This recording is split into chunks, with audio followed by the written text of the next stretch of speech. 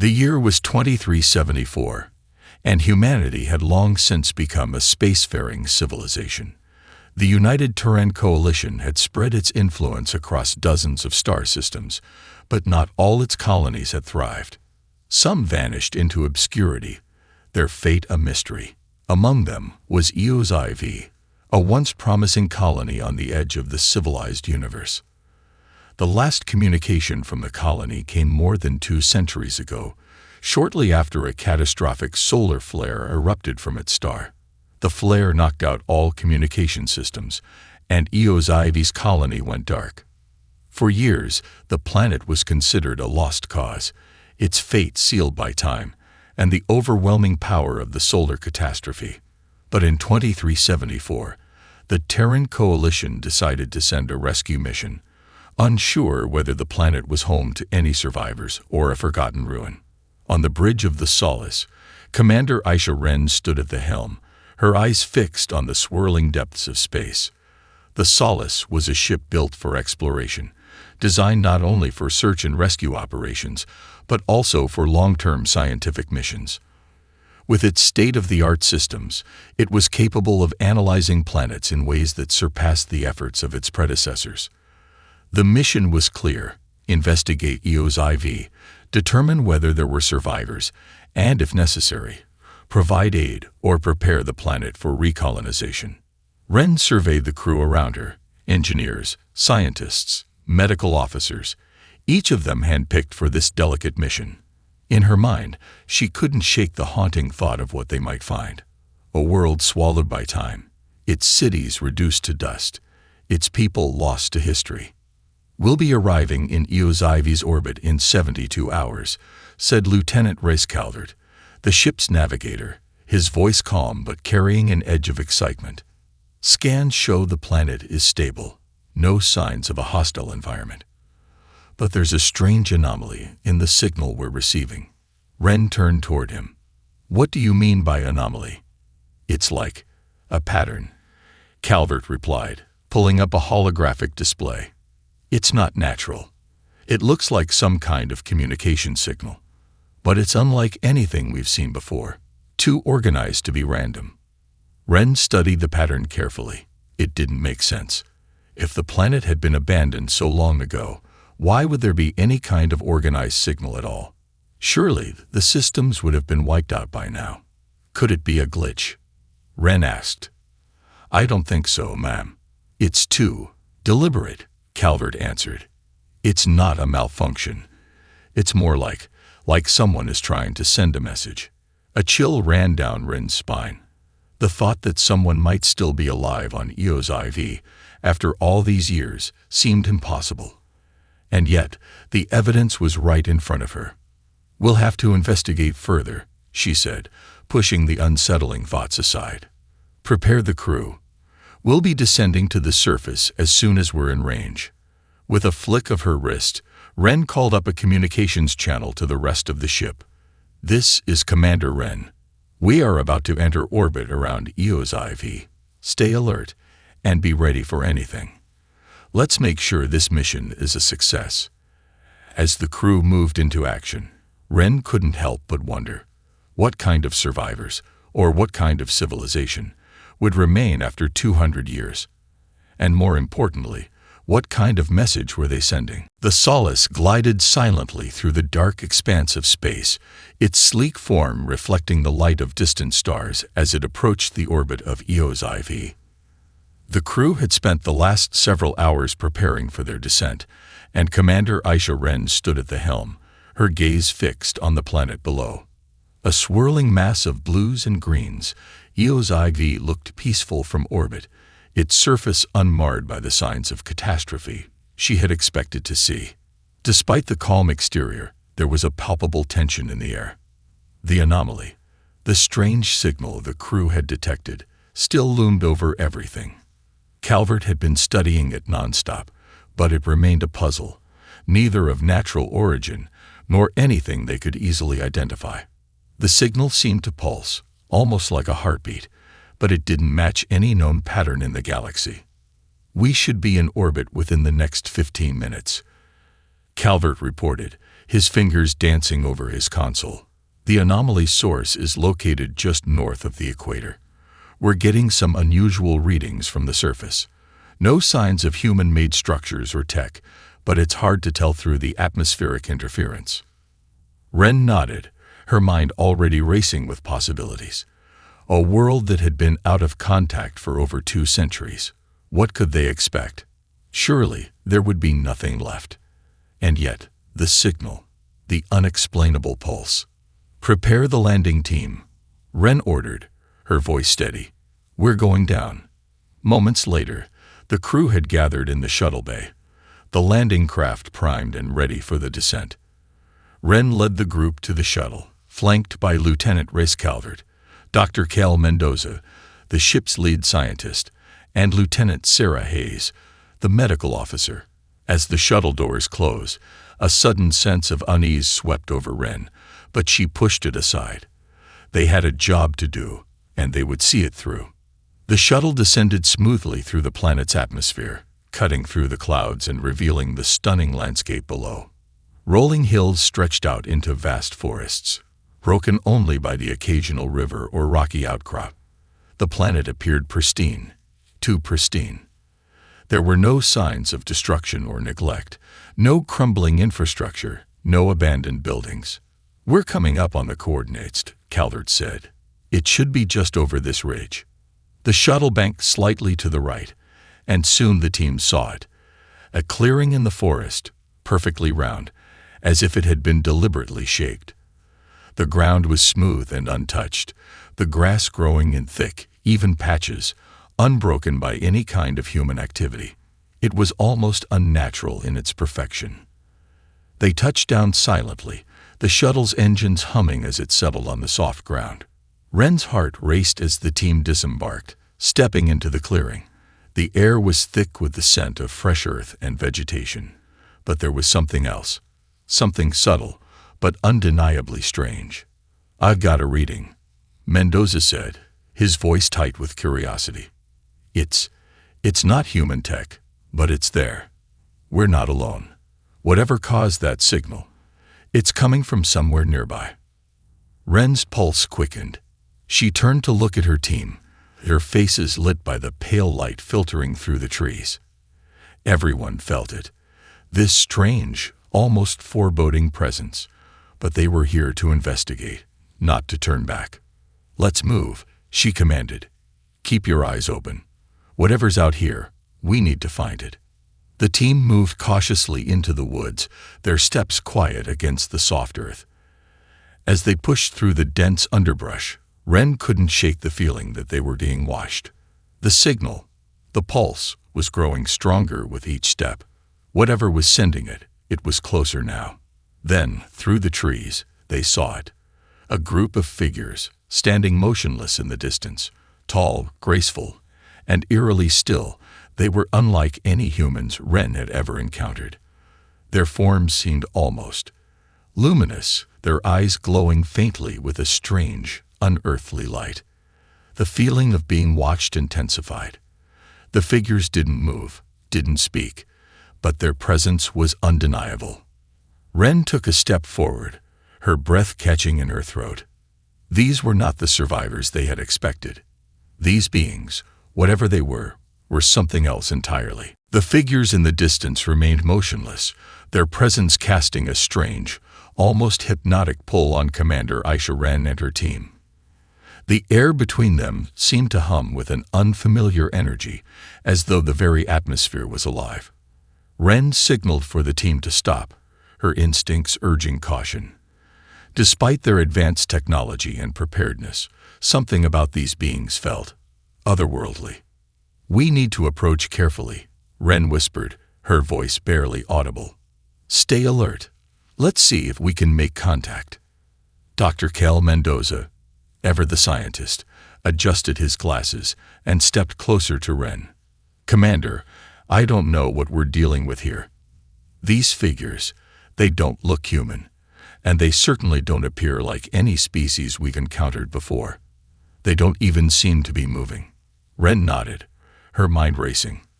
The beings before them had a fluidity to them, as if their bodies were composed of shifting light and shadow. Their skin shimmered faintly in the low light, and their elongated forms stood impossibly tall, at least 8 feet or more. They were humanoid, but there was a certain alien grace to their posture, as if they weren't bound by the same physical rules that governed human beings. Lieutenant Sarah Hayes, the medical officer, took a step forward, her curiosity overtaking her caution. "Should we attempt communication?" she asked, her voice low but filled with the wonder of discovery. Wren hesitated for a moment, her eyes narrowing as she assessed the situation. Something about the stillness of the figures didn't sit right with her. The longer they stood there, the more unnerving it became. It was as though these beings weren't just waiting. They were watching. Without warning, one of the figures moved, its body rippling with a subtle shimmer, and it took a single, deliberate step toward them. The others remained still, their eyes fixed on the approaching being, whose luminous gaze seemed to pierce through the forest and into Wren's very soul. To their astonishment, the figure spoke, not in words, but in a strange, resonant hum that vibrated through the air around them. It wasn't a sound, per se, but a communication that bypassed their ears, flooding their minds with images and emotions. The sensation was overwhelming, like a vivid dream encroaching upon reality. In the flood of images, Wren saw glimpses of the planet's past, lush landscapes teeming with life, then flashes of devastation, the solar flare tearing through the skies. And in those flashes, she saw them, the beings, the Nurai, as they called themselves. They had once been human, or something very close, but now they were something else entirely. Their transformation had been slow, gradual, driven by a deep connection with the planet itself. They had merged with the world, evolved alongside it, and in doing so, they had transcended the limitations of their human origins. Wren stood frozen, the overwhelming rush of images and sensations nearly too much to process. She could feel the planet beneath her feet, the pulse of its life force echoing within her own body. It was as if the Nurai were not just sharing their history with her. They were inviting her to experience it, to become a part of it. "Are you?" Wren began, but her words caught in her throat, the hum in the air making it hard to form coherent thoughts. The figure before her seemed to smile, though its expression was not one that could be easily defined. It was a knowing smile, one that transcended words. And then, just as quickly as it had come, the hum stopped. The figure withdrew slightly, its presence still lingering in the air, as if waiting for something. Wren stood still for a long moment, trying to make sense of what had just transpired. The message was clear. These were not the survivors they had expected. The Nurai were not just human. They were something more, something that had evolved far beyond their original form. And what they had become was as much a mystery as it was a revelation. "Do you understand?" Mendoza whispered, his voice filled with awe. Wren turned to face him, her mind still reeling. "I don't know, but whatever they are, they're not what we came for." And with that, they all knew this was no ordinary rescue mission. They had stumbled upon something far greater than they could have ever imagined. The encounter with the Nurai had left Commander Aisha Wren and her team shaken, but also curious. As they stood in the clearing, the air thick with the lingering resonance of the unspoken exchange, a quiet tension settled over the group. The Nurai had retreated back into the shadows of the forest, their forms blending with the natural surroundings as if they were one with the land itself. They had offered no words, no gestures, only the flood of images and emotions that had surged into Wren's mind. "We need to understand more," Dr. Cal Mendoza said, breaking the silence. His voice was calm, but there was an unmistakable edge of excitement in his tone. The scientist had always been eager to explore the unknown, but even he had to admit that this encounter was unlike anything he had ever anticipated. Wren nodded, her mind still processing what she had seen. The images of the planet's history, the slow but deliberate transformation of the Nurai, lingered in her thoughts, It was clear that the Nerai weren't just survivors. They had undergone a radical, almost supernatural evolution, one that had fundamentally altered their relationship with the planet. "We should move further into the forest," Mendoza continued. "There might be more information to uncover. These beings, they're not just human anymore. They've become something else, something integrated with this world. If we're going to learn how, we need to go deeper." Ren hesitated for a moment before giving the order. "All right, let's proceed carefully. We don't know what's waiting for us." The team set off into the forest, their steps quiet on the soft earth, each of them lost in their own thoughts. The further they moved, the more the feeling of the planet itself seemed to change. The air grew heavier, and the trees seemed to grow taller, their canopies thick with leaves that shimmered in the soft light. There was a sense of harmony here, a balance that Ren couldn't quite explain. It was as if the entire ecosystem was alive, aware, and in sync. After several hours of trekking through the dense woods, they came upon an opening. A massive crystalline structure that seemed to rise from the ground itself. It was unlike any building Ren had ever seen. The crystal glowed faintly, casting a soft, ethereal light across the forest floor. It was beautiful, yet unsettling, its edges sharp and jagged, as though it had grown organically from the planet itself. This is incredible," Mendoza whispered, stepping closer to the structure. His hand hovered just inches above the crystal surface, as if he feared disturbing something ancient and fragile. Ren felt it too, the pull of the structure, the way it seemed to hum with a life of its own. She had seen ruins and remnants of old civilizations before, but nothing like this. There was no evidence of construction, no sign of human tools. The crystal seemed to have been grown here, its form shaped by forces beyond human understanding.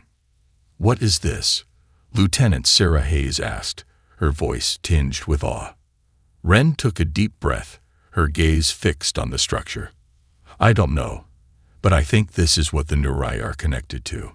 This planet, this ecosystem, it's not just alive.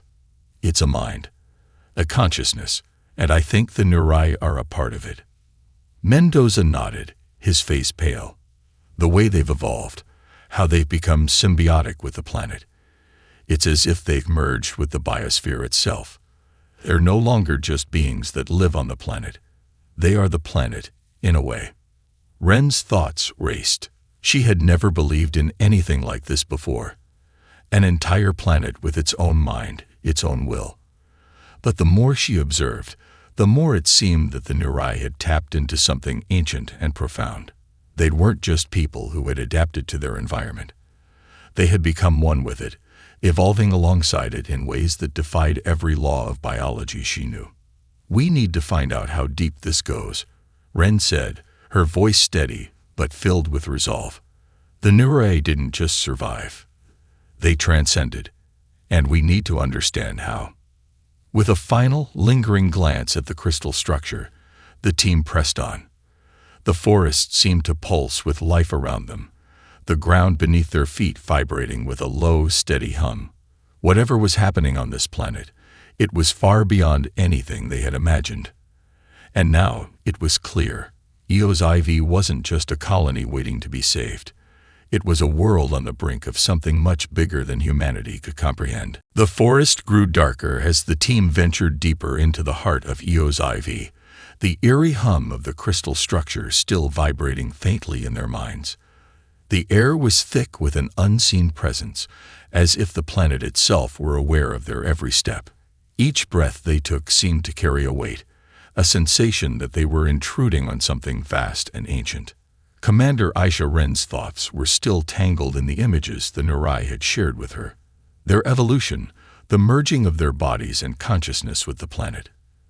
It was clear now that they had transcended human limitations.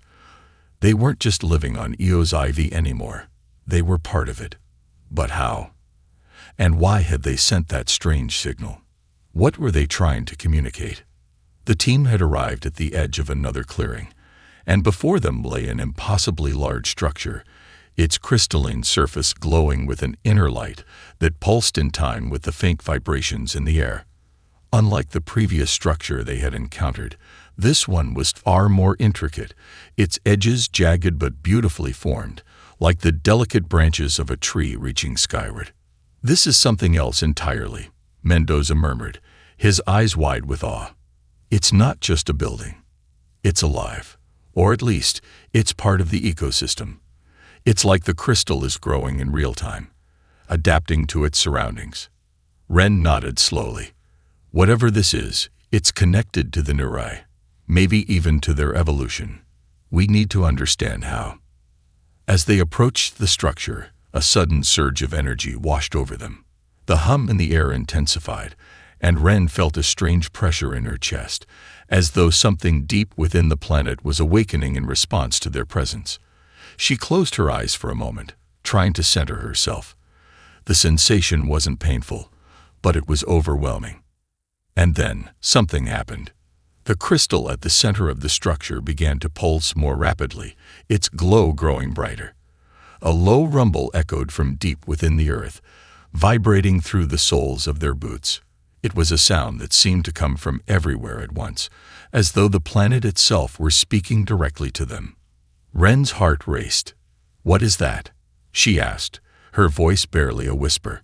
Mendoza's eyes were fixed on the crystal, his hand instinctively reaching out toward it. "It's as if it's responding to us. I've never seen anything like this before." Suddenly, the air thickened with energy, and a deep, resonant voice, low and thunderous, boomed in their minds. It was not a language they could understand, but it was unmistakably a form of communication. The voice was not from a single entity, but from the entire planet, as though Eos Ivy itself had opened a channel to their consciousness. Ren staggered, her mind reeling with the sudden flood of sensations. She saw flashes of images, rapid, disjointed. She saw the Nurai, not as they were now, but as they had once been. Humans, living and thriving on this planet, forging a symbiotic relationship with the world around them. And then, the images shifted, becoming more alien. The Nurai were changing, evolving into something else, something greater, as they became one with the planet. Their bodies dissolved into the crystal, merging with the very fabric of Eos Ivy itself. Through the images, a message began to form, fragmented but clear. "We have become one with the Earth. The Earth has become one with us. We no longer live, but exist in harmony with the planet's mind.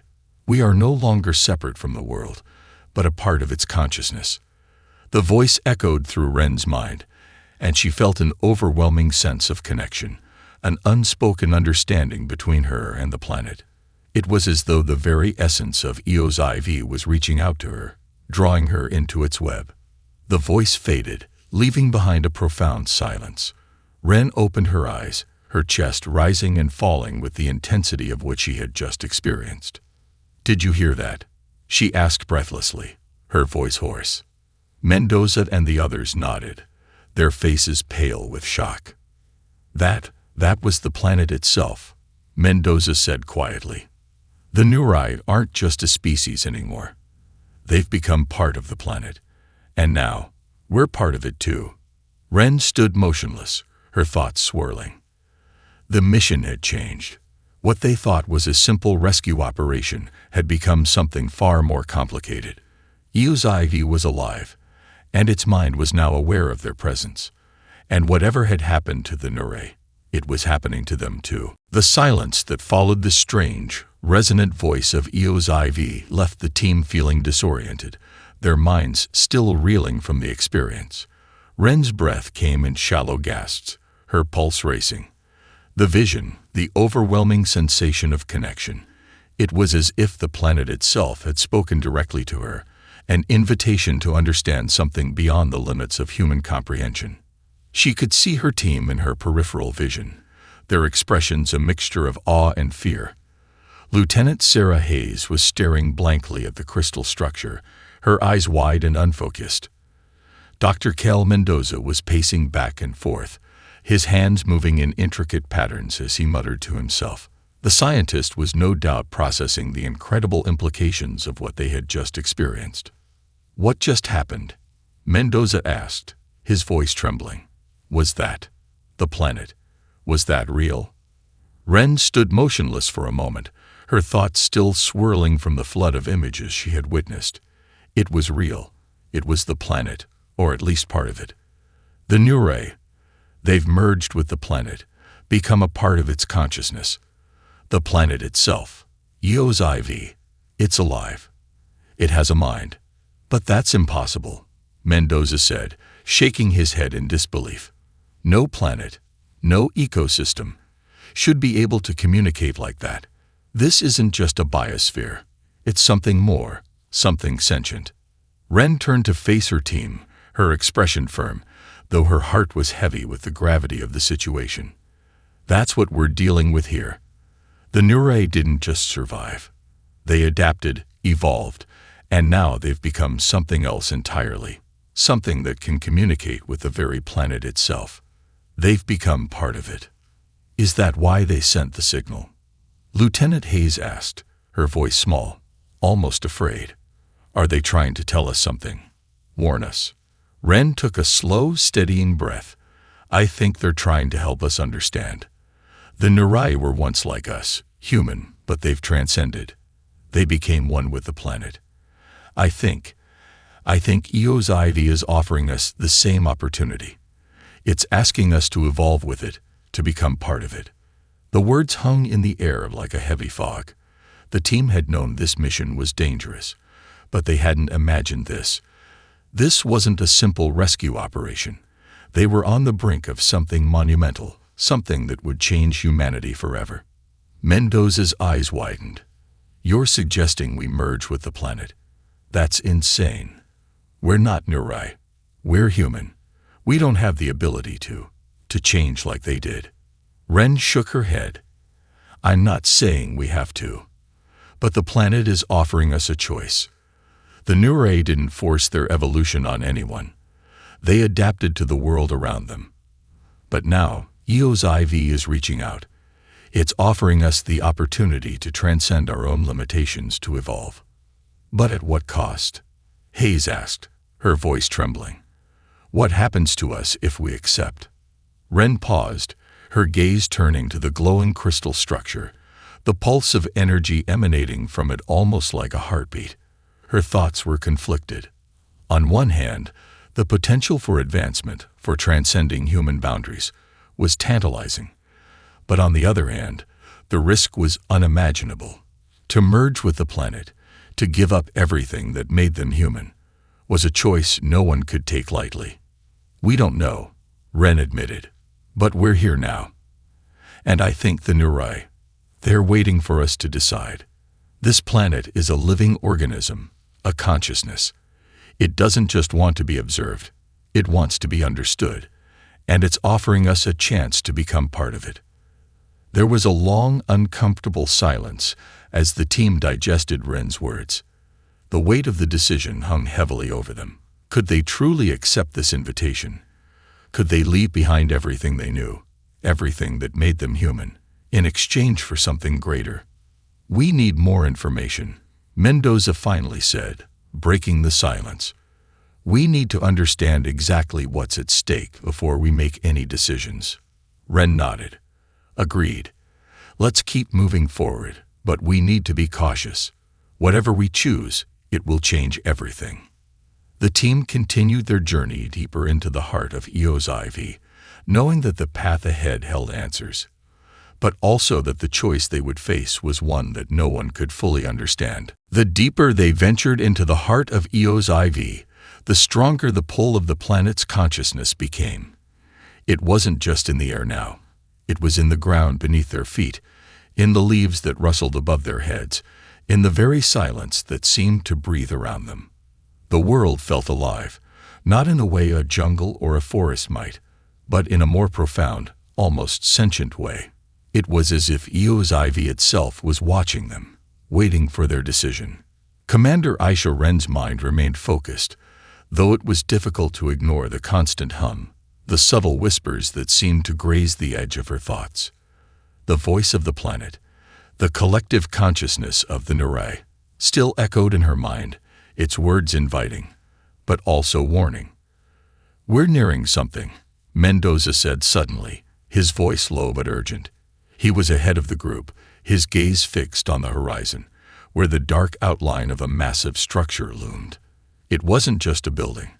It looked like a gateway, an opening carved directly into the earth itself.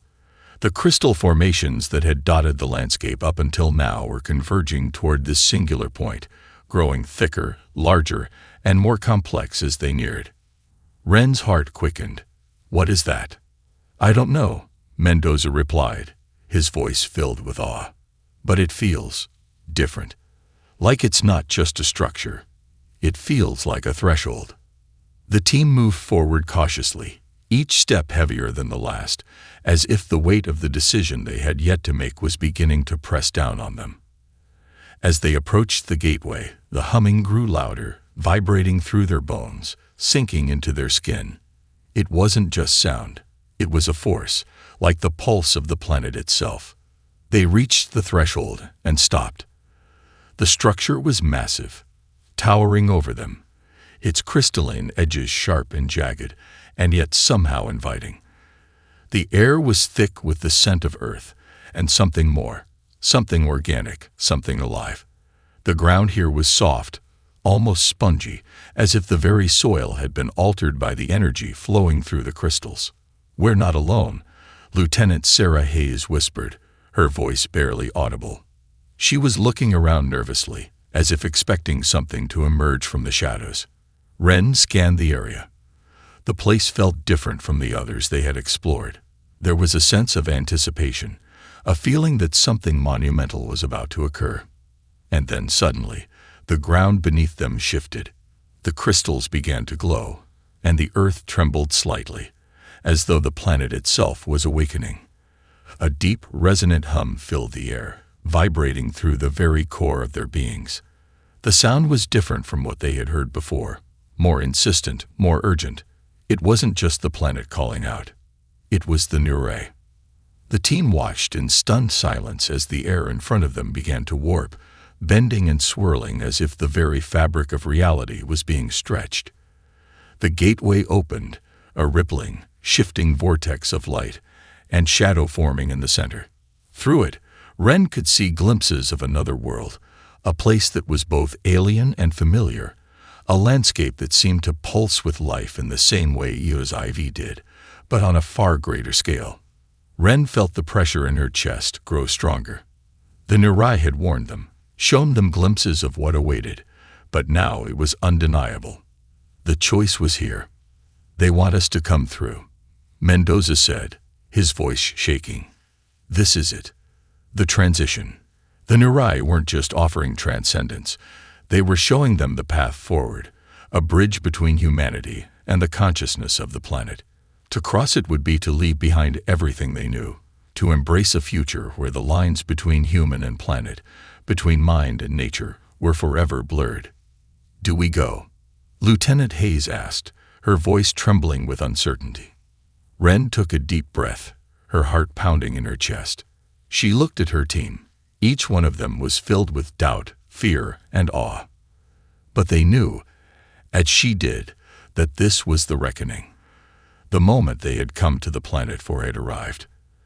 The choice wasn't just about survival or the mission anymore. It was about something far greater. Ren turned to face the gateway, her voice steady. "We go. Together." With that, the team stepped forward, crossing the threshold into the unknown. The moment they crossed the threshold, time seemed to slow. The air around them shimmered, bending and twisting as if the very laws of physics were momentarily suspended. For a split second, Commander Aisha Ren felt as though she were caught between two worlds, neither one fully real nor fully imagined.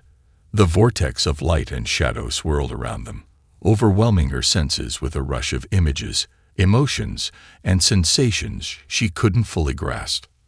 But then, as quickly as it had started, the sensation passed. The world stabilized, and they found themselves standing on solid ground once again. Ren blinked, her eyes adjusting to the new surroundings. They were no longer in the forest, no longer surrounded by the dense foliage of Eo's ivy. Instead, they stood in a vast, open space, an endless expanse that stretched out before them, bathed in the soft glow of an alien sun. The ground beneath their feet was made of smooth, translucent material, as though the very earth had been transformed into something more. The air was breathable, yet it felt different, fresher, as though it had been purified by the planet itself. This is incredible," Mendoza whispered, his voice filled with awe. His eyes scanned the landscape, taking in the expansive vistas that seemed to stretch on forever. There were no signs of life, no animals, no plants. It was as if they had stepped into a different dimension, a space that existed outside of normal time and space. Ren could feel the presence of the planet now, stronger than ever. It was not just in the air, but in her mind, in her very thoughts. Eo's ivy was alive in a way that no one could have imagined. It wasn't just a planet. It was a consciousness, a vast, interconnected mind that stretched across the entire world and beyond. And then, from the distance, a figure appeared. It was one of the Nurai, but different, more ethereal, more integrated with the planet. Their body was translucent, made of light and crystal, their form shifting and flowing like liquid. They moved toward the group with a grace that was almost otherworldly, their presence radiating calm and knowledge. "Welcome," the Nurai said, their voice echoing in Ren's mind. It was a voice that carried both warmth and wisdom, as though the planet itself had spoken through them. Ren's heart raced. Are we here to stay?" The Nurai nodded slowly. "You have crossed the threshold. You are no longer separate from the world. You are a part of it now. The choice you make here will determine your path." The team exchanged uncertain glances. This was it, the moment of truth. Ren could feel the weight of the decision bearing down on her. They had come to Eo's IV seeking answers, seeking salvation, but now it was clear that the planet wasn't just offering them survival. It was offering them transcendence. "You must choose," the Nurai continued, "to remain as you were, separate from the world, or to evolve with the planet, to become one with its consciousness. The path ahead will be difficult, but it will lead to a future beyond your understanding." Ren closed her eyes, her mind racing. This wasn't just about humanity's survival. It was about evolution, about becoming something more, something greater. The chance to transcend their limitations, to join in the unity that the Nurai had found with Eo's IV. It was a choice that could reshape everything they knew about life, about existence. But it was also a choice fraught with uncertainty. Could they truly become part of the planet? Would they lose themselves in the process? And yet, what was the alternative? To return to the old ways, to continue living in the confines of their human limitations. Her mind was made. She turned to her team. "We have to evolve. We have to become part of this." The Nurai smiled, their forms shimmering with light. "Then you are ready." And with that, the planet welcomed them, not as separate beings, but as part of the greater whole. The transition began, and as the light enveloped them, Ren felt her mind and body begin to merge with the consciousness of Eo's IV. The boundaries between herself and the world around her blurred. She was no longer just a human. She was becoming part of something vast, something eternal. As the light continued to pulse, Ren felt herself dissolving into the planet, her consciousness expanding, merging with the earth beneath her feet, with the very stars above. She had become one with Eo's IV. And in that moment, Ren understood. They had not come to save the Nurai. They had come to join them.